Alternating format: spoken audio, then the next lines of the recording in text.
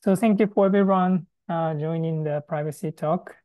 I'm so glad to have Vivian from Australia. She is the excellent reader in data and digital space. So Vivian, thank you for joining the interview today. Thanks for the invitation.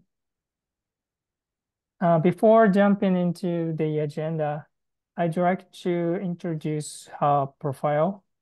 Vivian is a data science leader and entrepreneur with extensive experience in data strategy, technology, and data solutions across multiple industries. She held APAC region lead roles with Accenture, Aegis Dentsu, and Axiom. Vivian has a deep understanding of the data and digital ecosystem, possessing a wide partner network globally. Vivian is gifted at bridging a vision with day-to-day solution design and executions. So that's great to have Vivian conversation today. Thank you. So now get this start our agenda. Uh, at the, at the First of all, I'd like to ask about your history. And you were leading this industry for a long time and a great careers until the moment. So why did you start and how did you work in data and digital industry? Could you tell us about it? Yeah, thanks. That's a great question. I started my career in financial services industry, working for a company like G Capital, Discover Financial Services, and OCBC. This industry heavily utilized the data for like CRM and risk management. Afterward, I worked at Accenture and other global data companies across different regions. This experience gave me a first-hand look at how data is collected, used, and monetized throughout the whole digital ecosystem. And the rise of GDPR in 2018 sparked a turning point for me. So, witness the impact on the data industry. I left my job at Axiom Life, which is a very big global data companies. So I actually noted consumer data monetization practice and those uncontrolled proliferation of PII, which is personal identifiable information, convinced me a new approach was essential. Consumers, basically, I feel consumers, which is the rightful owner of their data, lack the control of its use. So, however, as a data person, I also believe data is powerful and it can improve the lives if it's used properly. So I noticed that it's very interesting. Data sharing, particularly in APAC, wasn't always effective due to lack of a trust, not just a privacy limitation. And this sparked the idea, could I find a solution that makes the data accessible, but protects the privacy, respecting consumer rights, and ensuring transparency? That's why I started and how I started. Yeah, that's a brilliant your work in this industry. So maybe you have the work in a global brand, a global company, especially for like Accenture and Dentsu is kind of the strong advertisement divisions. So Yeah. what was the big impact since the data protection law has evolved and making the some of the threshold for the industry. So how do you feel about these new transitions for the industry? You mean for industry media advertising or in Yeah, media advertising industry. wow, it's a huge, I think, because like I would say when GDPR come to the market, which industry gonna have the biggest impact? I would say that's media advertising, because we all know the way they manage and are tracking consumer data, there's already a lot of questions put on that, right? That is why we see the deprecation of third-party cookies. And there was tons of PRIs flowing around in this whole ecosystem, because that's the nature of this business. So-called personalization basically is able to tracking the consumer everywhere, regardless you're online or offline. And then you will always track you for the ads, for the measurements, for the attributions. So when this law come to this like market, that means every organization involved need to rethink about how they're gonna collect the data, store it, use it. Because if you look at the GDPR, right, all those modern privacy laws, including two important parts. Number one is to redefine what is considered as a personal information. Because once it's defined as a personal information, then that come along with the data subject rights. That means like how you collect data, share data, you always need to get a very specific agreement from consumer. So you have those right to be forgotten, right to be deletion, right to access, all of that come into place. Then the organization really need to think through, so how they're gonna responsibly use that information, but at the same time still be able to enable those key use cases, because at the end of the day, that's their business, right? So that is why when you see this like cookie deprecation, I believe that's a big thing for this industry. And every organization is talking about first-party data, because that's the most effective alternative left on the table. But that data is the PRI organization collect directly from consumer. And there is always worry about security, privacy protection, and also their business. What is the right way? How to do that effectively? That's really is the biggest focus and talking about that. And that is why you see a lot of PET, the privacy enhancing technology, start coming into those discussion, like a data clean room, right? So that's, I see like the impact for this industry is from multiple different angles, business, technologies, and also like process. There's involve a lot of change. Yeah, thank you for sharing. I suppose it's a very big impact, not just only for the industrial move, but also like societal changes, maybe just in the next decades. So as you mentioned about the PETs, it's one of the innovative approach in media advertisement industry. And you are leading the very innovative startup at this moment. So could you tell us about your startup and history and the establishment? What are you providing on this startup? Yeah, thank you. Yes, it's very interesting actually. My company is called Karlsgate, but actually before Karlsgate, my first attempt involved is actually blockchain technology. I try to solve the challenge, solve the data sharing challenge, and to empower consumers. Because at the very beginning, I thought consumers should be in the center of this value chain, because they are the true owner of the data. Well, that venture didn't work out very well. And it actually revealed a more effective approach, really focusing on the data controller side.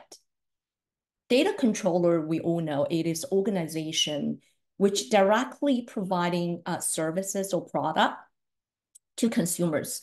And along the way, they're collecting data from the consumers. So I think if those organizations can build a trust and the responsible way to utilize data, and that can actually benefit consumers, it is a win-win solution for everyone. So that is why when I failed my first attempt, my ex-colleague from Axiom, who is also the CEO and the founder of Karlsgate, is Brian Mullen. He reached out to me, and with his very innovative technology, I immediately saw the potential. I said, yes, let's do it. So we share exactly the same vision, and we founded Karlsgate in 2020. And just that year, we quickly signed out a big client, a Mexican telco company with a leading global data company for its cross-border data enrichment project. Today, we have a diverse client base across industries and have secured the funding from Microsoft and the Multifold Ventures. So as in terms of what we provide, Karlsgate provides a lightweight, privacy-enhancing data management tool for modern data governance. It empowers data controller to regain control, unlock the data potential, and enable secure, privacy-centric data access and sharing across internal and external silos. Yeah, that's a very important challenge to change the industry, the privacy protection. So next question about the transitions. As you mentioned in the previous part, you said about the industry has changed since the data protection is evolved. That's been a very emerging and that's very impactful. So my question is, how has the privacy perception changed among the industry? Of course, data protection regulation is a part of the elements. So you have any ideas for that? Yeah, that is a really good question. Um, just look at our client. Our client primarily come from two industries, media advertising and healthcare. You find it very interesting because these industries actually represent the opposite end of a privacy spectrum. Healthcare is heavily regulated for decades, while media advertising have faced scrutiny since GDPR due to its invasive practice. So, but regardless, we see something in common is privacy has become center due to the globalization of this modern or new privacy regulation, like a GDPR style privacy regulations, and also the rise of AI. Why? Because AI need to consume data. Data fuel the AI, right? So actually, the both sectors, no matter media advertising and healthcare, they face similar challenges. I'll summarize into two. One is cross-border data sharing, because this is very interesting. You see, like by end of 2023, 65% the population worldwide actually is regulated by this modern new privacy regulations. However, the regulations still varied by country. And also some country is on the way to change, moving to the new regulation. So that means always constantly evolve across different geos. Think about an organization, if they operate globally, how can they come a one-for-all approach to manage those massive data flows in and out, right? That's one challenge. Second is compliant data utility. How to understand that? So when I say compliant, it's always ensure data subject rights throughout the whole data lifecycle. And today, data consent management can solve the challenge is to ensure when you use the data at that moment, you use on the opt-in the data sets. However, that consent status can be changed and it can be easily changed over time. The consumer can today I opt in, tomorrow I change my mind, opt out, or I even request to delete my information. Then think about like the two industries I just mentioned, they all have a large sharing ecosystem. When consumer opt out or request delete, manage those shared record already shared in a big ecosystem. How are you going to manage that? That's basically mission impossible. So those are a very big challenge, like in from both industries. I believe that's for all other industries faces similar challenges. Yeah, that's a very important shift in the industry. Of Yes. course, the healthcare, the media is the key parts of the majority to share this information for the utilities. It's becoming so popular and important. And you providing the solutions for these industry as we call it a PET, it's a privacy enhancing technology. And there is that some of the technical uniqueness in the industry, not just only for like MPC or computation powers or some kind of the things we can came up the year. Yeah. So in terms of the your service, your research, your innovation. So what is the uniqueness? What is the importance, notice of the pets? And what do you want to achieve this through the new technology in the problems of the privacy and data protection industry? Yeah. You mean our solution? Of course, that's your solution, but your technical resources as well. Yes, right. So many the PETs in general, I think they all try to address the privacy and data utility challenges. It's just to balance out to two parts. The goal is really maximize the data value, but at the same time to protect the privacy. So I see, like you mentioned about fully homomorphic encryptions and all those different ways. They just try to solve the problem from different angles using different attack. So as Karlsgate, we are just one of them, but we particularly focus on the PII protection, which is a personally identifiable information protection. And also like how we can enable secure and compliant individual level data linkage and the sharing to tackle that data fragmentation challenge. Because we believe this is a very critical part for all the key data use cases.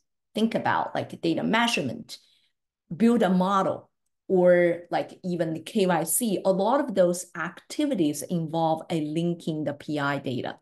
Every time when you link a PI data, it always means a copy of the PI will be shared from A to B, B to C. Then that's lead to the PI proliferation challenge, right? So it's a pretty common in media advertising. We have seen the same thing in healthcare, same thing in financial services. So that is why we decided, okay, let's just tackle this problem, build a solution for this. So think about us, Karlsgate, as a data pipeline across the fragmented the data and the tackle ecosystem and operate without a PI. So that is what we do. And what we believe this decentralization is the key to ending the data silos. Our technology empowers every data controllers to really regain a control of their data, regardless of their size, tech stack, or technical expertise. That is why we design a very lightweight, accessible, and affordable solutions. Our goal is to democratize the privacy by design within every data flows and making data more powerful, accessible, and protected. This create a better world for both organizations and consumers. Yeah, that sounds amazing. This kind Thank of you. the technology has the potential to be used on the multiple purposes that could be the very important for Yes. the industry side as well. So as the next questions, we had some discussions about the futures and about the privacy enhancing the technology. But there is some of the challenges at this moment. Of course, it's not just only for technology itself, but also there's some problems of the demanding from the industries as well. So what do you think the most important challenges for privacy enhancing technology in general? Well, I would say adoption is the biggest hurdle for all the PETs. So this stems from several factors. This is also a challenge we're facing, to be honest.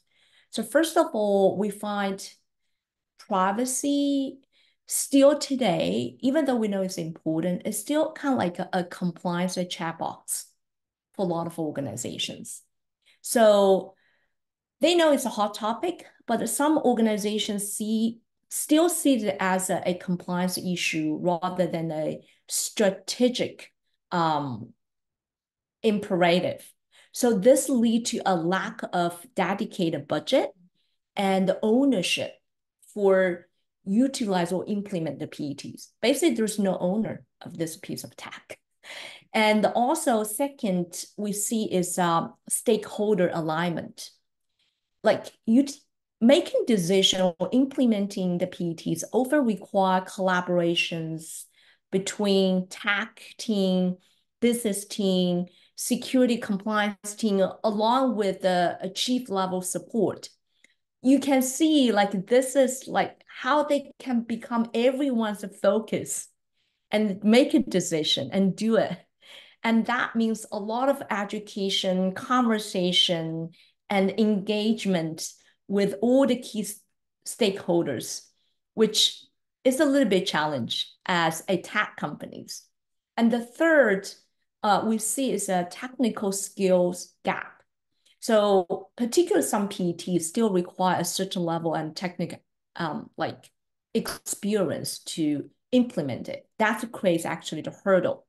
And that's also the reason, as I mentioned before, when we design our technology, we want to make it really is accessible and affordable for all the organization. No matter is a small companies with one or two IT people, they can still do it because we believe that's the only way you could democratize this new tech and make it accessible to everyone, every organizations.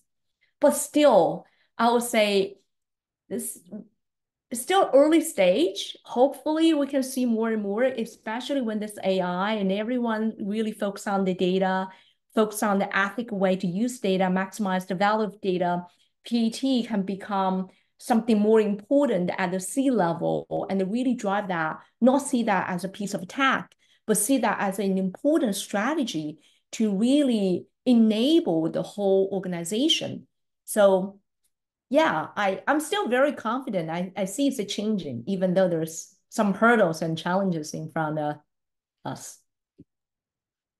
I think that your team is global talented, the global members.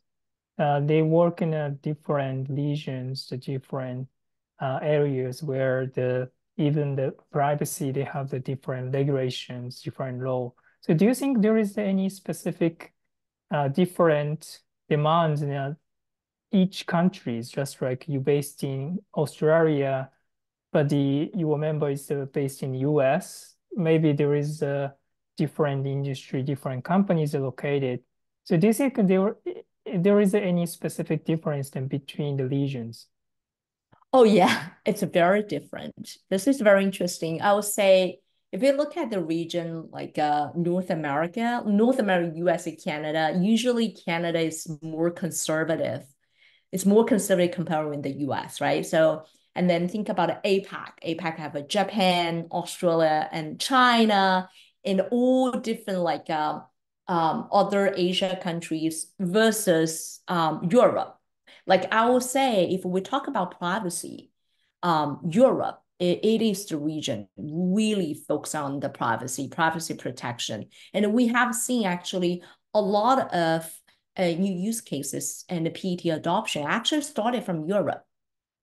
And very interesting, US is a completely opposite. So US really, well, data is a commodity in the United States. So you can easily buy and sell data easily. And well, there is CCPA, CPRA, but it's just for California. And we have seen the other states are having their own privacy laws, but it's like a patchwork. I think this is like if you overly conservative about privacy protection will impact the data innovation to a certain extent. I can see why the US interesting is less concern about privacy, more concern about data utility. So, if we go to the APAC, right? So I take Australia, for example.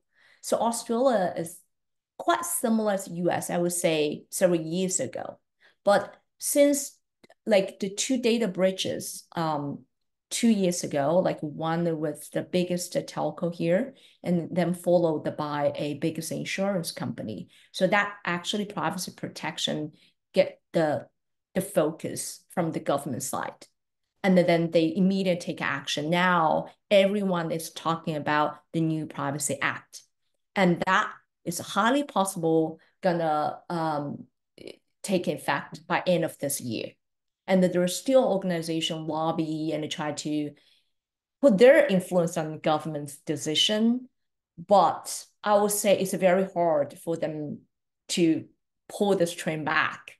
So I'm gonna expect a very similar law as a GDPR gonna have in Australia.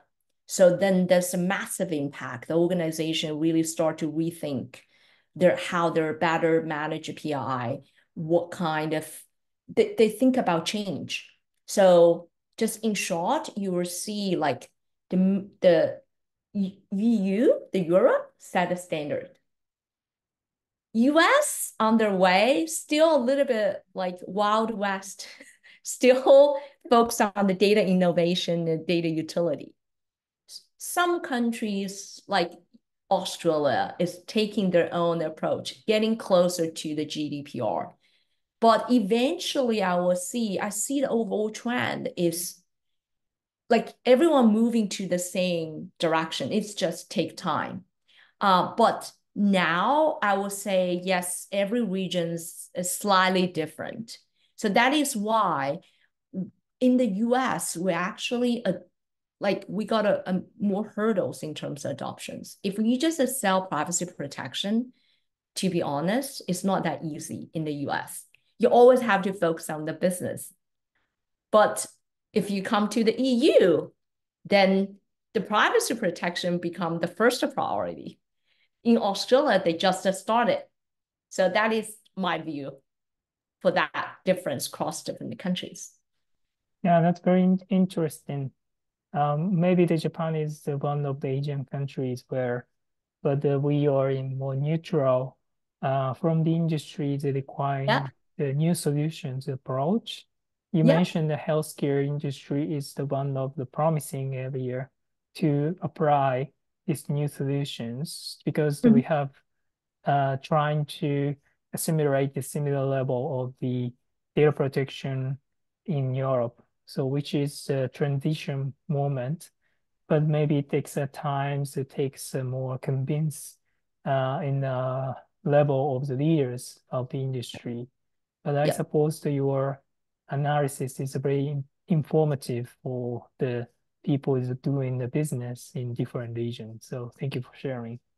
Yeah, I just want to add one thing because you mentioned about healthcare. I find it's very interesting. In the US, like healthcare is regulated by HIPAA. So HIPAA has been in the market for decades. But you will see, well, just my personal view, I think HIPAA is it's not that as strict as GDPR.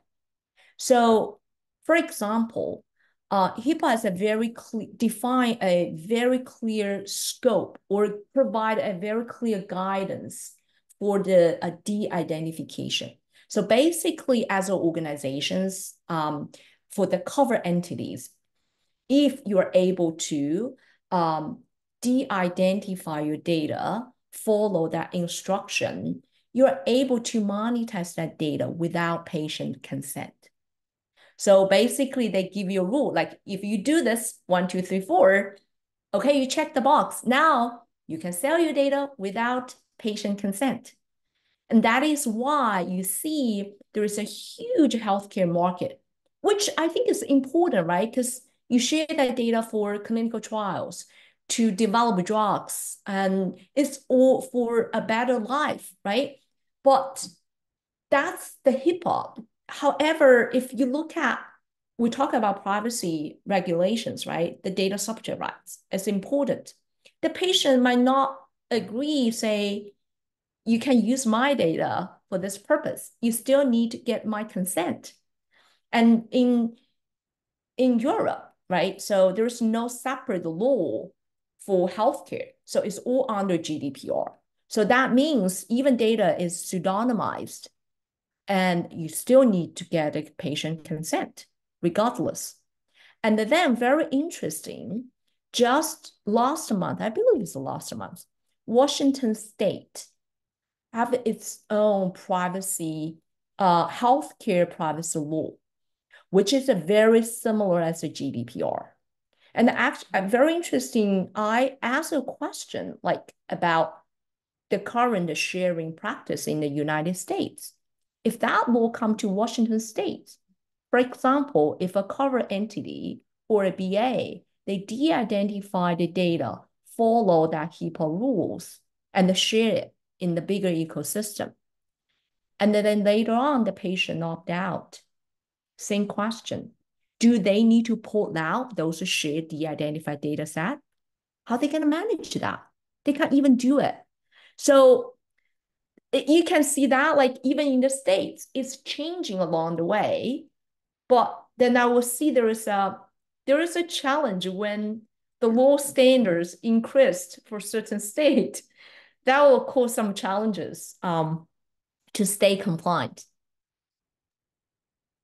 Yeah, I heard it from my US Karlsgate, and they said it's in pre-exemption. It's the one of the very big challenge, especially for the setting the rules in a federal level privacy against some states, just like in California, it's much more stronger than Yeah. any other basic level of the federal regulation. That means they are against of the setting the new laws. So this kind of very controversial Yes. law setting has been the happens in the US that actually is not that agreed to set the federal level privacy law. So that's the kind of the very important in next decades whether they can set the law in a basic level. So Yeah. I think there is a lot of the conflict of interest, right? So yeah, you can see a lot of industries and organizations benefit from this type of data monetization activities. And then when the regulations start to change, that actually have a huge impact on their business. So definitely, it's always a balance game. And it's sometimes not just about technology. It's not just about pure privacies. I've seen the same thing in Australia. That is why lots of organizations have to lobby the government to try to leverage the business side to convince them to take a different approach for the privacy protection. Um, I'm pretty neutral. As I mentioned, I'm a data person. But I just hope like the organization consumer could find a right balance at the end. Eventually, I still believe the responsible way to use data, build that trust, is the way to create a better world for everyone. yeah. Thank you sharing for your thoughts. So finally, I'd like to ask you share about your message for the listeners. So you have a working on the balances between the utility and privacy. That's a very important insights that we can receive from your last message. So could you share us about it? Yes, the last word. I would just say, because I know everyone's talking about AI, right? So, like in the era of I believe the future belongs to organizations that can harness the power of data responsibly. Let's build a world together where data empowers us all while respecting individuals' privacy. Period. That's my last word. Yeah, thank you, Vivian, taking a great interview today. Thank I'm you. so privileged to have a conversation with you and sharing your very important insight from your voice. So, yeah, that's a very great to have a conversation today. Thank you for joining. Thank you. Yeah, it's my pleasure to join this conversation. Thank you. Thank you.